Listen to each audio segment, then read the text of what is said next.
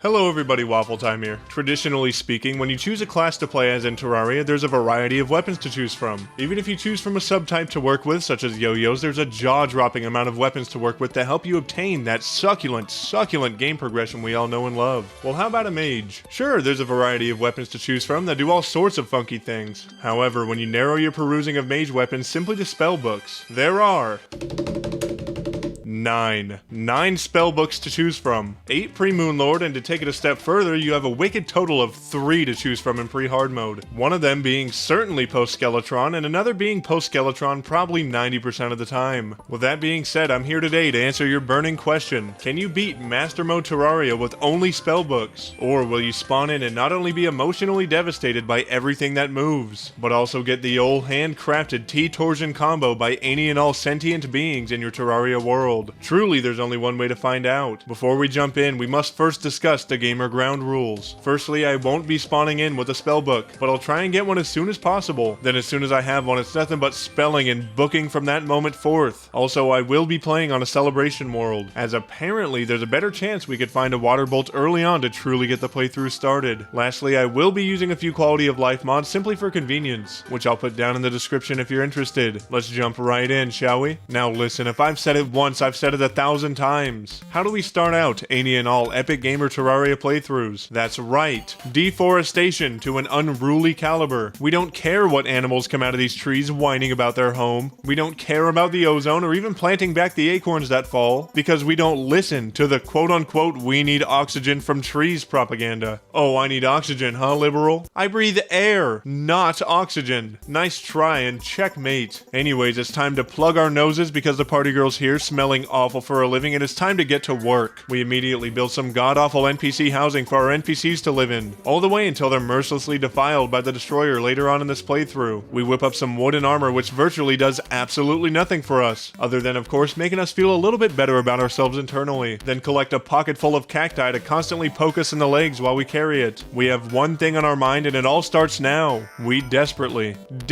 need a goddamn weapon, and unfortunately for us, there's 2 we can reasonably get at this stage of the game. One being that we managed to get the water bolt pre-Skeletron, which as you may have guessed by now demands an outrageous amount of luck, since water bolts are much harder to come across in the accessible dungeon pre-Skeletron these days. Or, and I do not like this option at all, we somehow managed to get a Demon Scythe. Now I can speak for us all when I say that it's going to be fucking horrendous to try and get with a copper short sword of all things, but my hopes are high. The sun is shining, it's a new day, maybe. Just maybe we can break the WaffleTime god-awful luck curse in this playthrough and not have to go through the most mind-numbing goddamn process imaginable to make a measly lick of game progression. Maybe today's the day. We keep traversing through the desert and make ourselves a lightly saucy set of cactus armor, then find a vulture and take over 30 real-life seconds to kill it, which makes me feel like eating several servings of the cotton candy stored in the walls of my attic. Nonetheless, after crying about it for a mere 4 minutes, we choose to thug that shit out and keep it pushing. We find ourselves a boomerang, daring, as well as a guide to plant fiber cordage. Wonderful. We get a Mary Poppins Supreme, a spear we look at with a 1,000-yard stare, and a godly Mary Poppins Supreme. We keep adventuring, finding plenty of loot we can't use, then finding an aglet which is actually pretty goddamn tight. Soon enough it's nighttime, and I don't know if you could tell by just looking at us, and you may be mistaken because of our gargantuan monstrous stature and weapon selection, but we stand no chance against anything currently, so we quite literally wait the entirety of the night out, gooning only occasionally to make the time fly, but remaining locked in nonetheless. As soon as it's daytime, however, we quickly tuck it away and get back to unearthing artifacts for our own physical and financial gain. Our main goal is to find the dungeon and maybe, just maybe, get ourselves a water bolt. If you didn't know, in the celebration seed, the dungeon's under a living tree, because truly we didn't get enough of underground dungeons in the legendary seed. We all remember how fun that was. I can't wait to deal with it even more. The process repeats. Traverse through the living trees, get shit-ass loot we can't use, go to the next. Soon enough, we find ourselves balls deep in the corruption, which shouldn't be too much of an issue as we have a decent means to get around the chasm and mobs. Sweet mother of God. We decide to spare the eaters for now and hatch up another epic gamer plan. We need a spellbook desperately, and if we're lucky enough, the water bolt will be within arm's reach in the dungeon. We make yet another Wafflewood workshop to store our items in, as well as more NPC cell blocks to stuff even more NPCs in. It's at this point we decide, hey, we have man balls, or woman balls for that matter, we don't give a rat's ass about it being nighttime, and swing on over to the the left instead. We come across more living trees and one takes us down to Pneumoconiosis Central, aka the mines. We get a variety of ores down here, but more importantly we find ourselves a band of regeneration and a handful of life crystals, which we will vor as soon as possible. We find a pair of Hermes 11s, mint condition, worn once, which makes me feel like a Viagra pill with a face. The amount of testosterone that courses through my veins when I find Hermes boots early on in a playthrough rather than hunting them down for hours is equivalent to Bane from Batman juicing up to the max. We are, and correct me if I'm wrong, but I'm under the impression that we are in fact so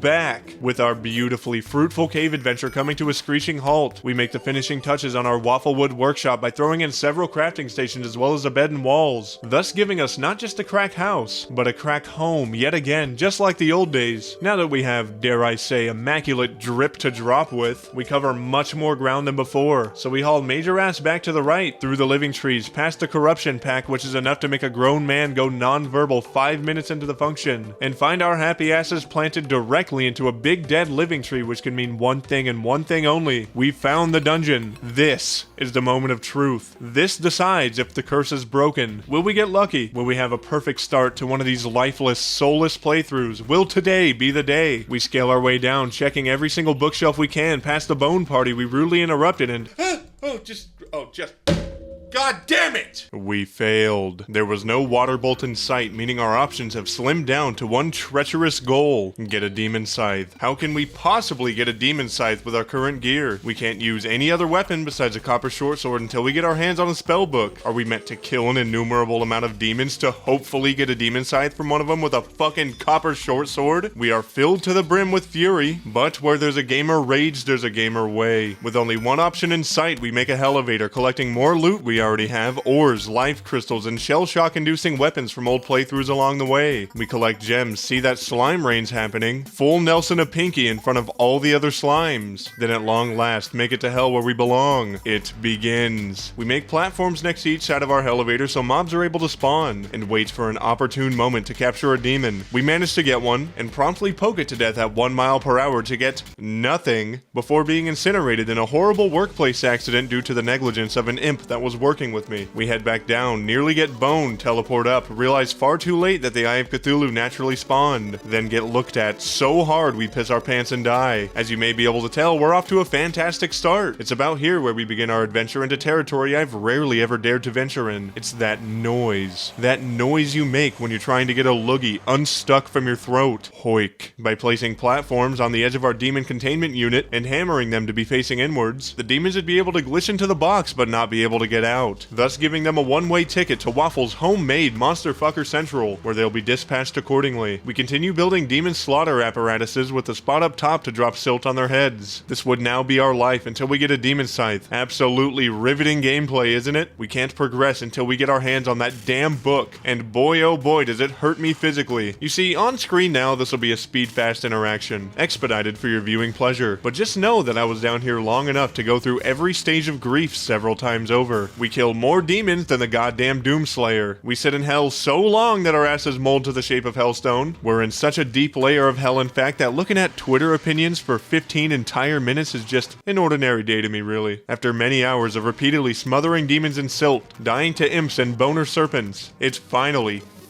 happens. The Demon Scythe falls into our inventory, our erections fly through the roof, our serotonin reaches the highest it's ever been at a staggering 1%. The sky's clear. The Dryad still doesn't text us back, but we don't care. We only lay in bed without eating for 3 days. This playthrough has finally started. We can finally progress, and hot diggity damn does it feel fantastic. However, our work is still cut out for us. Before we challenge the Eye of Cthulhu, we need to get max mana, as well as some good armor so we don't get our salads tossed any harder than we already have so far. We make a quick platform up top, not only for our future Eye of Cthulhu pinata bursting session we'll certainly have in the future, but also to collect the stars we fiend so desperately for. We run to the left and manage to make our way into the jungle, which if you couldn't tell by now is the place to be for a mage, as we're able to grind out jungle armor, which is a fantastic set of drip for any and all early mages. This is also where Plantera lives, and you know what they say, throw me to the underground jungle and I'll come back a father. Anyways, we make our way down the first cave we find and immediately get to work, collecting all the jungle spores we can and trying to take down the hornets for their stingers, as well as the soul-snatching, gorilla grip-inducing man-eaters for their vines. Throw me to the jungle, I will come back a father. We do quite well, all the way up until the jungle holds us down and gives us a bat enema, sending us back to the Wafflewood workshop with a story we will not tell a soul about. It's clear we need a lot more mana, as the Demon Scythe can be quite demanding, so we sleep until night and go on Hyper Turbo Star collection duty, collecting a small handful before summoning the courage to go back into the underground jungle.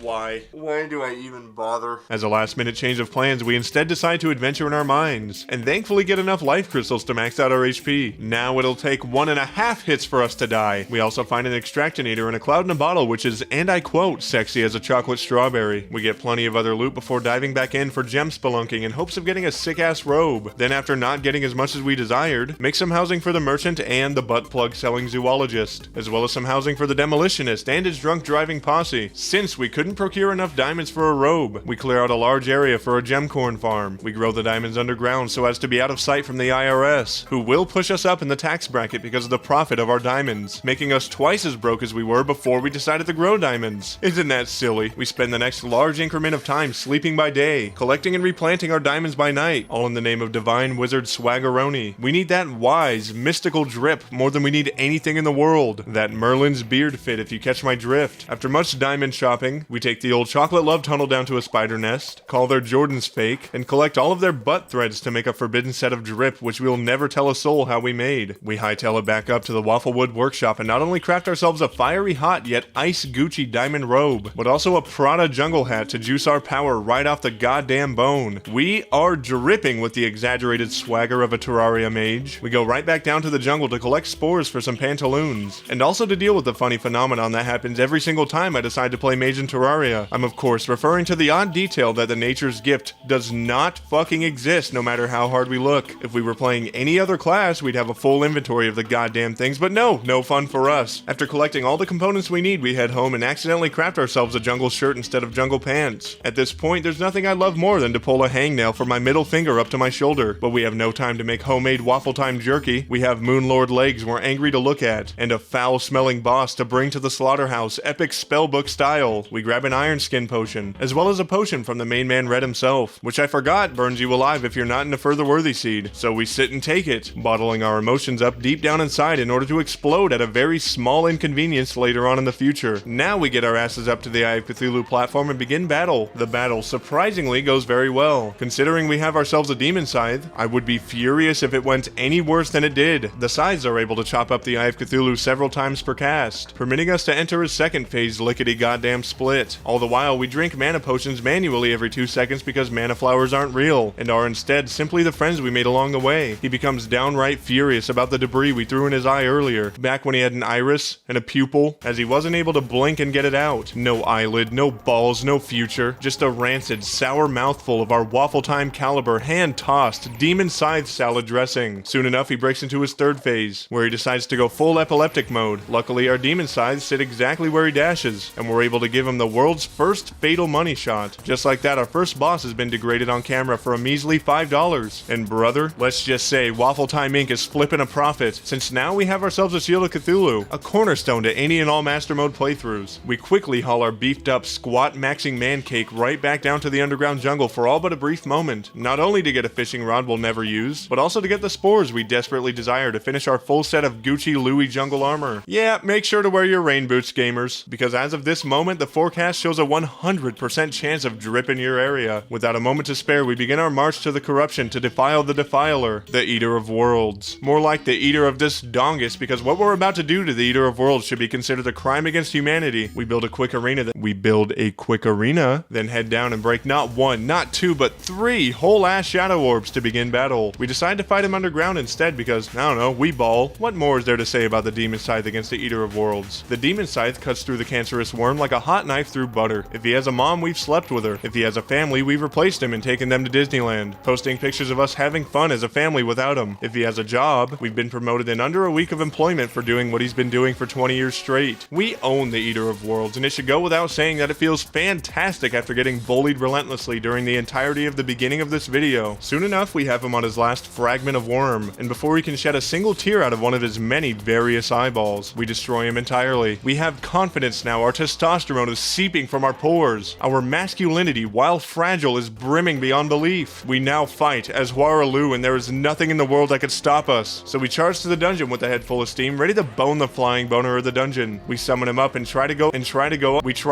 up. There goes that confidence. 1 second, our balls are made of steel, and the next, we're getting manual testicular torsion several times over by Skeletron's gargantuan hands. Thankfully, there's a quick fix to this problem. All we have to do is, sweet mother of God, all we have to do is wipe the green stain of meatless goblins right off the face of our planet. After the walking green pinatas have officially bursted into enough goblin fillet for the rest of the goblins to leave immediately, we look for the one wife-sharing, bull-loving goblin they left behind. We eventually find him ruining the serenity of our beloved mushroom biome simply by existing, and out of pity, purchase a pair of rocket boots in a tinkerer's workshop. We of course make ourselves a Pacific Ocean shredder, wave-producing set of Spectra boots. We reforge our Demon Scythe to weak, threaten to cut communication with the mechanic, and out of raw fear of the possibility that he could no longer watch his wife partake in slamming sessions from the corner of the room hotel chair, he gives us demonic instead. With our newly reforged spellbook, we charge back to the right and begin to set up an arena. Thankfully, there may be a solution to the flying boner completely mopping us deep underground, and that's to set a bed spawn right next to our arena. Our plan is we summon the flying boner, then teleport back home so we're instantly at our arena, and can actually begin battle without a hand 10 times the size of our character lodged firmly and confidently all the way up our asses. We sleep until night, summon him up, and wonderful. It seems our master plans have not only been scrambled like an egg, but also folded like an omelet. So we double back to plan A and make a rope leading up to our arena instead, simply to summon Skeletron and hope we get lucky enough to not get stuck and fucked immediately, full Nelson Stepbro style, when we finally grow the hairless kahunas to summon him once more after getting our god complex and thriving manhood ground to a fine powder earlier. It is not off to a good start. Thankfully, we only lose half our goddamn health before we're able to actually properly begin the battle. Now that we have him where we want him, however, we tear his bony ass up. We Johnny Sins him for a change, and sweet, hot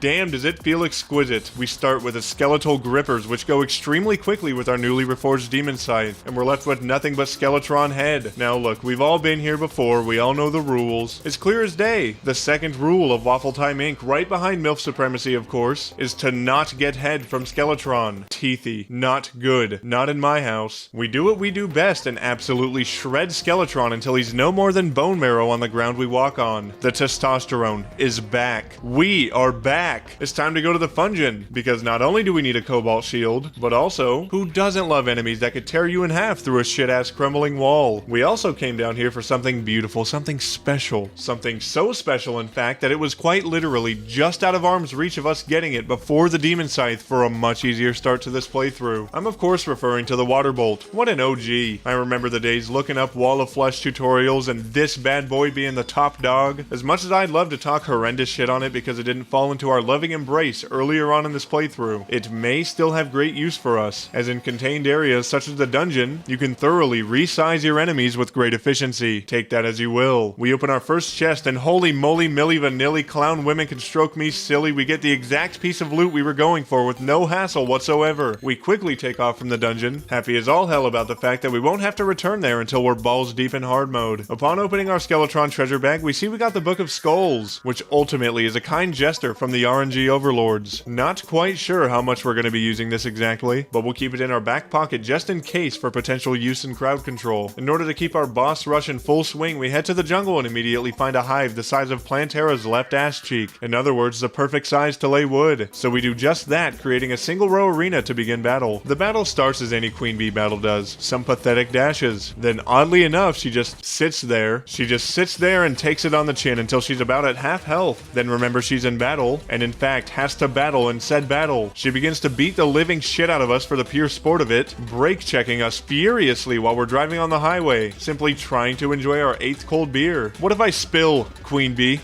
What then? Our health goes down, but so does hers. Oddly enough, completely on pace with ours. Our ass cheeks are clenching hard enough to snap a geode open by brute force when the queen bee dashes at us on life support. I don't know whether to be mad that we died or happy that we won. I don't know what I'm feeling, but all I know for certain is two things. One, queen bee is down for the count, meaning there's only one boss in the way of hard mode, the wall of flesh. Two, I intend on showing the wall of flesh what hard mode looks like physically. It's on. We go to collect our spoils that dropped from the successful failure we had, and take a second to use our weapons, deciding what might be best for the wall of flesh. What we come to find out is that much like the 5 different series I have running sporadically on my channel currently, we only learn we can't maintain this many books after we've already started using them all. However, before we grab the wall of flesh and wring them out like a towel, we have small preparations to make before we're truly ready to tango. We start by combining our speed accessories with our specter boots, giving us an unheard of form of lightning sauce, which mind you, it is indispensable to not get lost in, but having these boots in our possession also grants us the speed we desperately need to discombobulate the wall of flesh as hard as possible. Soon after, we regrettably hit the dungeon once more to simply free the mechanic, just for those triple-double fat stack discounts from Goblin Mick records for his wife Tinkerer when we need to reforge. Soon after, we hit the skies to upgrade our accessories even more. We managed to get ourselves a celestial magnet, a lucky horseshoe, as well as a shiny red balloon, which is just, my god, just the rhino pills the doctor ordered. We also get a star fury. That's cool, I guess. We make a white horseshoe balloon, beat the piss out of the Eye of Cthulhu, make a magnet flower with the nature's gift, which took us until we were pre-wall of flesh to find, and lastly, build ourselves a downright sexy arena. It's showtime. We run our happy asses all the way over to the right, potion up, throw that stank-ass voodoo doll into lava, and get immediately to work.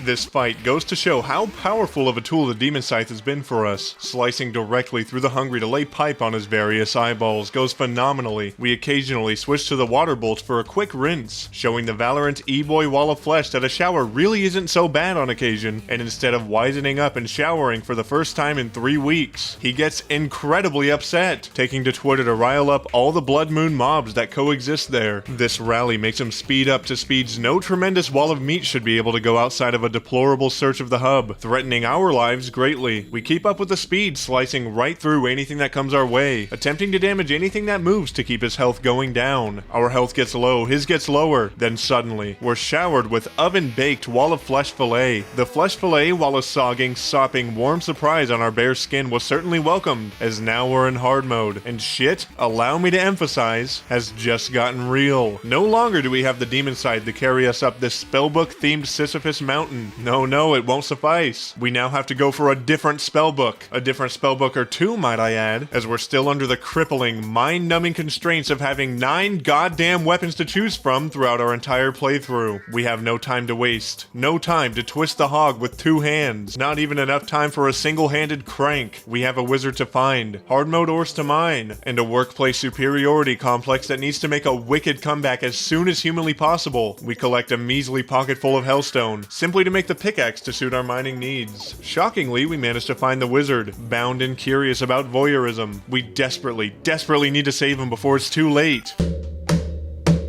Well, too late for him. Can't wait to see him in the corner of a sad Brazzers video in 4 years. We keep our search going, collecting an outlandish amount of crystals along the way, and after not spotting one speck of wizard for ages, we decide that the only way to find a little shit in a mile-wide ass is to look around the edges. With this being said, we make ourselves that molten pickaxe we've been complaining about and set off to search every nook and cranny in our world to find that bearded bastard. We take the time to collect some souls of light while we're at it, because if you couldn't tell already, we're after the crystal storm, a cornerstone in any and all soulless spellbook-only playthroughs. We search high, we search low, we search sideways, we search to, dare I say even fro, and eventually, after dying fucking relentlessly, we end up finding him experimenting in his old age even more in another part of our caverns. Only this time, we're man enough to step in and save his life. We yank his beard a smidge, imploring him to experiment with something else that could bring joy to his life, and subtly yet earnestly buy ourselves a crystal ball, a few spell tomes, as well as a gobsmacking amount of high-grade mana potions from him. The funny blue mana potions, while not certified by the FDA, will certainly be a fun way to test the old 4-hour rule when we encounter Plantera. We jump back topside, and after seeing we still don't have enough Souls of Light to create our first hard mode spellbook, we scream as loud as we can into our pillow, tell our coworkers that we aren't crying and that it's just our allergies because we don't want them to know we got furious about something so trivial, then bounce below once more to grind out hell mobs right beneath the hollow biome. Once we have enough souls, we jump right back up and create our daring, delectable, dare I say delicious Crystal Storm. Just look at this bad boy. 90% of Indiana as well as the entirety of Bakersfield would kill to get their hands on this thing. We of course reforge it, desperately wanting to take a mallet to the Goblin Tinkerer's head simply for existing, but we hold off as our work is far from over. Now that we have the Bakersfield special, it's high time we look into an odd form of degradation we often neglect harshly in our late night browsing, and that is of course the Golden Shower. In order to get this bad boy, we need to kill Ichor stickers, which we do.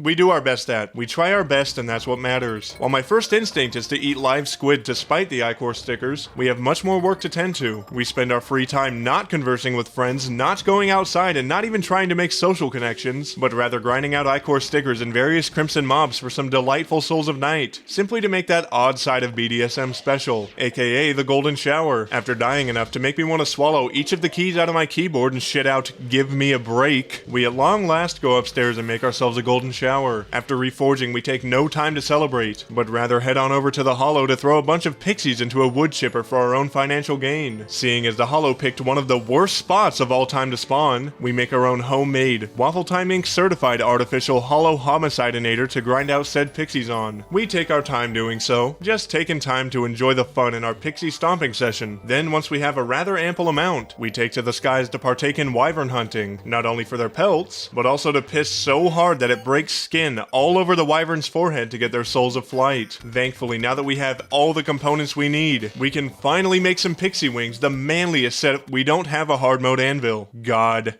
damn it. We hightail it to the corruption with one thing in mind: froggy doggy the life out of some demon altars. It appears as if the forecast today calls for a 100% chance of we're in a celebration world. All the ores. The forecast today calls for a 100% chance of all the ores. This naturally leads us into our first hard mode epic gamer mowing session. We go first for palladium, then on to orichalcum, and lastly spend 37 painstaking years of our life trying to gather enough adamantite or titanium for a full set of armor. However, now that we have a hard mode anvil, we take time between laying a WWE smackdown on titanium veins to make ourselves the manliest, yet again allow me to emphasize, the manliest goddamn set of wings in existence. That's right, your eyes don't deceive you. We make ourselves the fairy wings, and our testosterone levels are off the goddamn charts because of it. Anyways, we scour the top of hell for all the adamantite and titanium we could get our filthy hands on, and make ourselves a helmet, chest plate, and another helmet on accident. God damn it! Nothing in my life to smile about. We search for the shimmer for what feels like another 4 hours, fix our emblem to be mage-oriented, shimmer our stupid extra helmet, and finally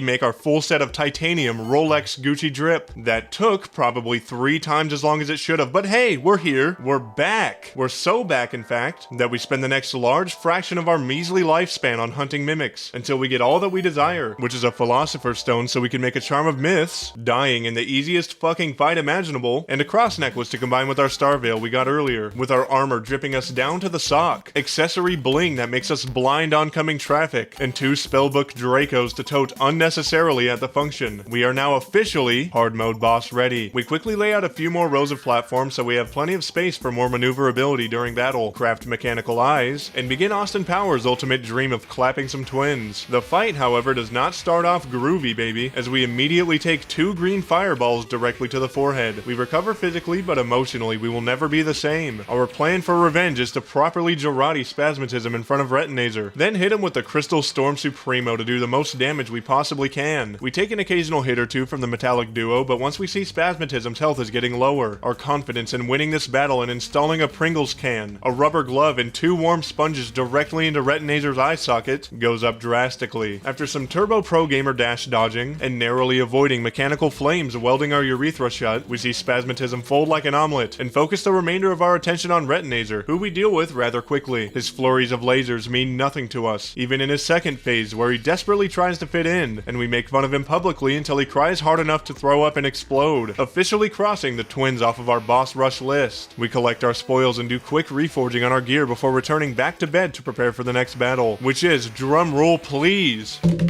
My least favorite goddamn boss in the world. A question I'm often asked is, Waffle, why do you hate Skeletron Prime so much? He's not that bad to battle. To answer that question, I humbly retort, correct! He isn't that terrible to battle anymore. You see, I've played Terraria for a long time. Long enough, in fact, that the Moon Lord didn't even exist when I first played. Hell, Traveling Merchants didn't even exist yet. The one boss, the one single boss that gave me lobotomy after lobotomy for a week straight was Skeletron Prime. So yes, he isn't too difficult after much training and experience. Yes, I've bottled this rage up for years, and yes, I intend on taking it out on present-day Skeletron Prime repeatedly. Every appendage we explode off of his pathetic metal body is another limb he won't be able to use to support his family. Where will I be? Simply waiting. When the bills are overdue, his wife unhappy, his children wondering why their father didn't get him Christmas gifts, I will be the one to step in. I will be the one to groundhog his wife and teach his kids how to ride their bikes, something he can never, ever get back.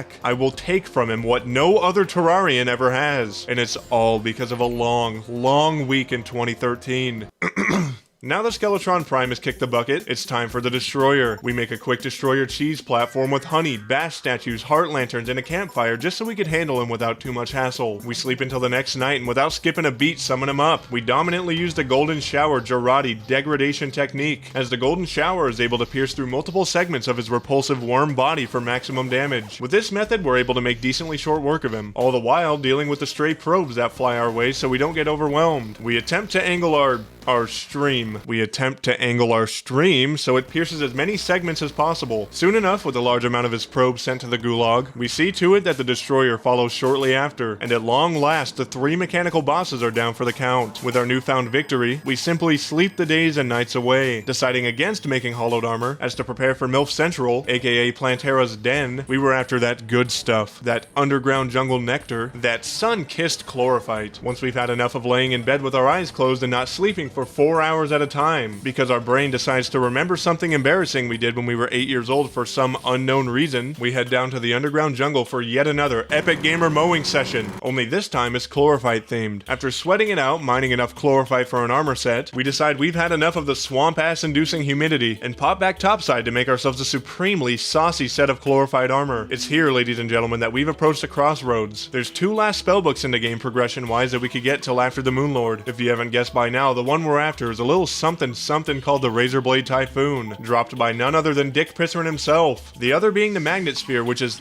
here's the problem. There aren't too many upgrades we could get after we've beaten Plantera other than a drip-droppy set of Spectre armor from the dungeon, as well as said Magnet Sphere. We could either try to defeat Duke Fishron for an easy segue through the rest of the game, or we can try to defeat Plantera first for Spectre armor, simply so we have an easier time with Duke Fishron. Seeing as we had a loose truffle worm sitting around, we quickly build an arena, drop trow, go prone, and let it drift idly in the water until we feel the weight of 1,000 tuna fish tugging upon us. We quickly zip up and get to battle. The process seems simple enough. Shoot through his bubbles and avoid his dashes the best we can, all the while staying way the fuck away from his Sharknadoes that do an unreasonable amount of damage. Any hit we take is enough to make my ass cheeks clench so hard I could compress a phone book into a measly page. Our defense is atrocious, but our attack isn't half bad. We dodge the best we can, firing every spellbook we have in hopes of an early Duke victory, and all goes surprisingly well, all until he's had enough of our antics and goes into his second phase, then proceeds to charge into us so fast that we turn into a fine red mist on this lovely beach. Damn it. Because of the sheer brutality you were all forced to witness just then, I decided it'd likely be best to take on Plantera, just so we could get Spectre armor before Duke Fishron. We haul it over to the jungle and create a sizable arena for our plant-themed sugar mama, and summon her up immediately. The battle, while feeling drastically under-equipped weapons-wise, was surprisingly not too terrible. We put Plantera through the Spin Cycle Supremo for her first phase, as all Terrarians truly must, and quickly break into her second phase. This Pilati mommy won't get the best of us today. No sir, no ma'am, no gamers all around. But maybe tomorrow if we're free and she's like feeling up for it and stuff. Sorry. Anyways, we keep our distance and switch between the Golden Shower for a degradation surprise and the Crystal Storm to ice her up, and with the distance we keep, her health gets lower and lower until we destroy her entirely. Unfortunately, not in the way we desire. On the bright side, however, not only do we have access to Golem's frat house of ultimate horror, but we also have access to a revamped dungeon, where we could give ourselves a tremendous power boost by getting Spectre armor, and perhaps even a Magnet Sphere. We head to the dungeon to do just that, boning all the bones that bone before they bone us. We make great headway, only being interrupted by an odd paladin or two that pulls us aside, opening up a chef's stainless steel serving tray, revealing his paladin's hammer and making us eat and digest 24 of them before we die of organ failure. We grinded out some more, surprisingly not dying a single time. Not a single time. Eventually, after not dying some more, we managed to not only get ourselves a magnet sphere, but also squeak out enough ectoplasm to make a full set of Spectre armor. Drip drop. Thankfully, the Spectre armor comes with a pre-installed sonar unit, so while we are deeply submerged in the sauce from our new armor set, it's theoretically impossible to get lost. We reforge our magnet sphere, and after suffering through catching a handful of truffle worms, it was showtime. We fish up Duke Fishron and get immediately to work teaching him the forbidden arts of Jarate along the way. We see it's able to deal with the bubbles he spits very easily, as it's able to pop many of them at once. We let the extra attack from our armor get under his gills and tickle him silly, and attempt to keep our distance the best we can. The fight is abhorrent. We're getting our asses beaten so incredibly harshly that we'll be lucky if we could take a seat on the old porcelain throne after this. Feeling as if we're in trouble, we switch to the other helmet for some healing, and spontaneously combust on a Sharknado that hadn't even begun to exist. This is going to be atrocious. It's no matter, however, as we have another attempt. We summon him up and get immediately to work, and this time the battle goes shockingly well. We're able to hardly get hit while dishing out the pathetic scale of damage we're bound to by the soulless limits of this playthrough. We work through his first phase and make somewhat short work of his second phase, avoiding dashes and Sharknadoes the best we can. Suddenly, it's do or die. We're balls deep in the third phase, and it's only a matter of time before Duke Fishron is a measly filet-o-fish on our plate. We use our Shield of Cthulhu to dash into his dashes. Only something special happens. We fuck up so incredibly that we're eviscerated off the face of the earth. We are not happy. Not one bit. It was clear we had to be much better equipped for Duke's third phase. So we take the time to grind out not one, not two, not three, but 4 goddamn stingy-ass queen slimes for our mount. That way, when we get into that third phase, we have an excellent means of vertical maneuverability. We urinate on more mobs, collect more truffle worms, hit the beach, and get directly into battle. The process repeats. We attempt to dodge in his first phase, getting our asses beaten with a baseball bat around every corner, get into his second phase, and die immediately. An ambulance ride in the United States oftentimes costs over $1,000. So not only did we get our shit rocked on camera in front of all of our friends, but we're now in crippling debt. I'm going to be sick. We do yet another attempt, working our way through his first phase, getting beaten to death by the second, but somehow miraculously making it to his third. It's time. We use our mount to fly up and down, narrowly dodging his various dashes. His health gets lower and lower, our confidence and excitement begins to build, and it'll come as a genuine surprise to me if I'm able to feel the same emotionally and mentally ever again after experiencing something so atrocious. It was time to try a different strategy. We quickly locate our golfer, and we retire. We golf in retirement.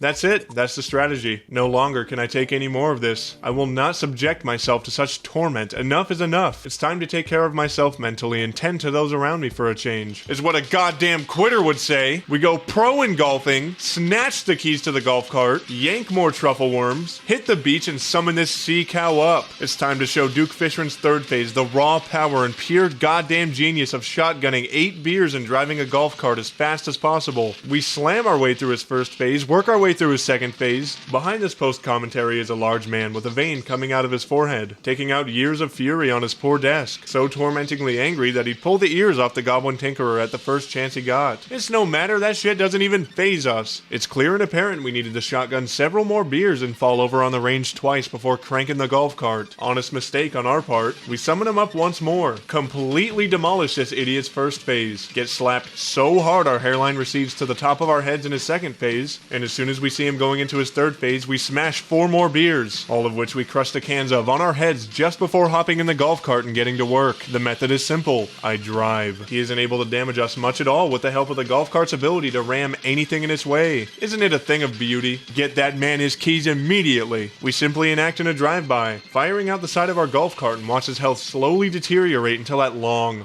last, we did it. We open his bag and I will never, ever recover from this. Not now, not ever. However, there's no time to mope. There's a succulent spellbook with our name written all over it that we'll pull out of Duke Fishron's fishy ass if we have to. And if anything, this battle confirmed it. We have the method. For safe measure, we complete our look with some Spectre wings just before heading back to battle once more. After battling through his first phase, it was clear that a simple upgrade to our wings made all the difference as we hardly get hit, even through his second phase. It's only in his third phase where, while we're driving, we realized we didn't crush a 12-pack all to ourselves before we hopped in the golf cart, resulting in us getting getting hit several times over for reasons unknown. While we are furious beyond human comprehension and want to blow up everyone in a 10-mile radius with our minds, we need that goddamn book. What are we if not persistent? We are not stopping until we have that book in our hands. I simply could not care less how long it takes. We summon him up again, burst through his first phase, then his second, quickly smash 2 6-packs and drive our way to yet another epic gamer giant fish victory. We open his bag and... I no longer recognize myself when I look in the mirror. The man who gazes back at us is an empty one. We try once more, blasting our way through his first phase, carefully defending his second phase, then booze cruising our way through his third phase, thankfully making it out in one piece. Only this time we open the bag and we did it. The book is ours. Our final weapon, the weapon we've been griping about ceaselessly, has fallen into our hands at long last. And I'm sure it goes without saying that we had one brainless, puntable mud brick on our mind. Golem was next, and the only thing between us and him was air and opportunity. We reforge our beautiful, sensual new weapon, and immediately charge into Golem's temple, realizing all too late that it's not your average, ordinary Golem temple. It's even worse. It's a Twitter antics temple. My God, it's lifeless here. The first layer consists of the creatures who post actual people just fucking dying on the timeline. It could be a simple video of a man riding his bike, and suddenly he's pulverized into a fine mist by a semi-truck who blew a red light at 85 miles per hour. And these goofy-ass accounts still have the gall to ask, whose fault was it, guys? Who's at fault here? There's always some moron know-it-all in the comments too. Actually, you guys, the biker should have been more cautious when approaching the crosswalk. It was his right of way, but still, you guys, he actually... Do the entire internet a service and delete the entirety of your internet presence. Touch grass, even. The second layer is simple. It's the comments. If you ever want to manually inflict yourself with a permanent brain rot debuff, simply look at something you enjoy on Twitter on a somewhat popular page and look in the comments. You could watch that same video of a man being a victim of vehicular manslaughter, and some random porn account will be in the comments posting the most brain-hemorrhaging statements. I wish I could get pounded by something big like that. Just beneath that comment is a 137 engagement farming bots typing nonsense about the video. Wow,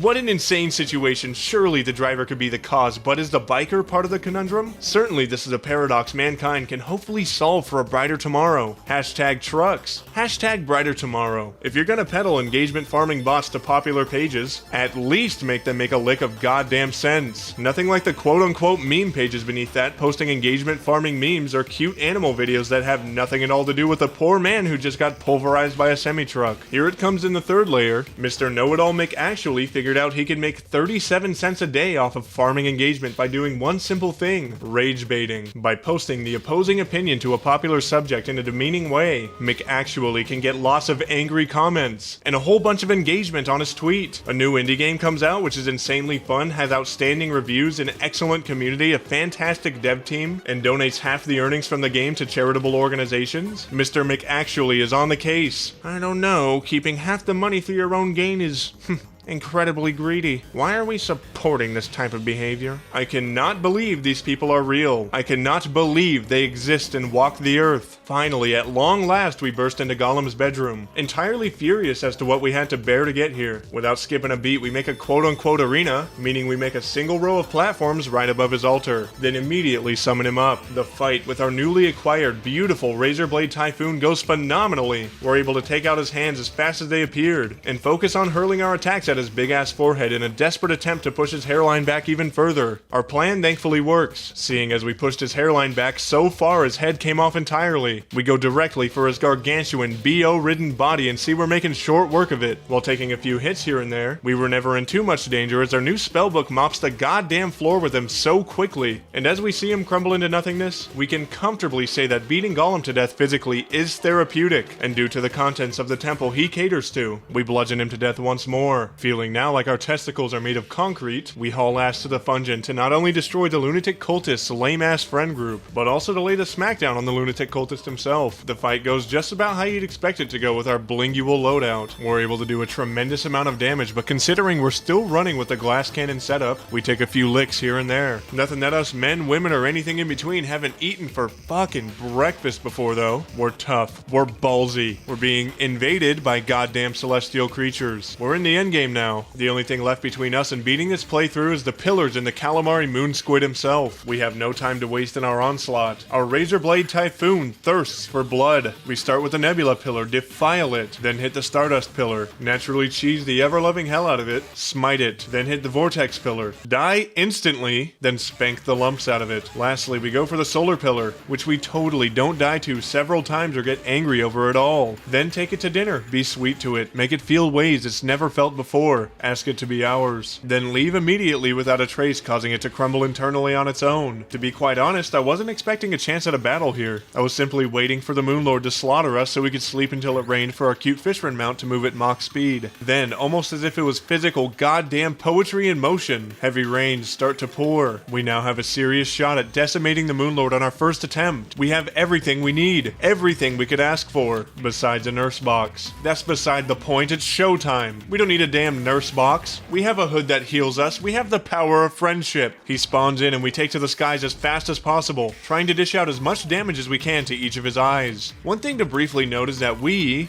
are getting our asses served to us for dinner. Every attack this squid can possibly fathom sending our way hits us with impunity. We get our salads tossed like the world has never seen before. And it should go without saying that the power of friendship is overrated. This no-legged bastard has to die. We quickly build a nurse box, reforge our accessories even further, and summon him once again. Certainly this time with a functioning nurse box will be more than fine, right? Our internal doubt of our abilities is rudely interrupted by the tremendous, legless moon squid deity appearing before our very eyes. We quickly take off to the right, doing excellent damage to his hands, but yet again, hot diggity damn, we get our asses beaten to a pulp along the way. We begin to healthily decrease the HP of his hands. When we catch a stray to the cranium, attempt to teleport to the nurse, and are slaughtered by, I don't know, I sure goddamn wish I could tell you, but I was too busy getting flashbanged, so we were killed by God knows what and sent right back to where we started. My disappointment is immeasurable. My teeth ground to a fine powder. How in God's name are we meant to compete? This bastard has no legs and is still taking my lunch money. And no one, I mean no one, takes Papa Waffle's lunch money and gets away with it. With our final attempt at play, we have the idea of moving the Dryad in near the nurse. So when we teleport back to heal, we have a buff against the Squid Man and a heightened opportunity to heal at a moment's notice. We give a big, sopping wet, dirt nasty smooch to our final Celestial Sigil for good luck, and summon the Moonlord up for what may just be our final battle. Either we defeat him right now, or we have to do the pillars all over again, and I'll likely begin foaming at the goddamn mouth if I have to see another pillar, so there's much on the line. As the battle begins, we see there's a noticeable difference between this battle and our former battles. We aren't off to a stinky ass start. This is new. How new and fun, exciting even. We attempt to gun for his top eye as much as possible so as to not have to worry about a phantasmal death ray shooting through our ass and out of our eyes constantly. But the Razorblade Typhoon's lust for blood seeks to hand eyeballs instead. It's no matter, however, as every single eyeball has to be squished at some point. We work his health down steadily, healing whenever we feel we need to, and all is going fantastic. Eventually, the health of his hand eyeballs gets low enough to where they begin to pop out, first left, then right. Now the single one of his various eyeballs we truly have to worry about is his top eye, so we gun for it with all our might. No longer will our lunch money be rifled through. No more bologna sandwiches packed from home. We intend on spanking that tight, non-existent Moonlord ass as soon as we can, so we keep firing. Soon enough, his top eye pops out and we're left with nothing but his heart to shoot at. It's tense through and through, but we're able to keep our distance with the help of our cute Fishron Mount intern, who will not be paid for this work with money, but rather with experience, and the chance of getting a job at WaffleTime Inc. after a brief 10 years of interning. We keep firing away, shipping his health down quickly, and healing anytime we feel uncomfortable in our own skin. We keep up the typhoons, his health gets lower and lower until eventually,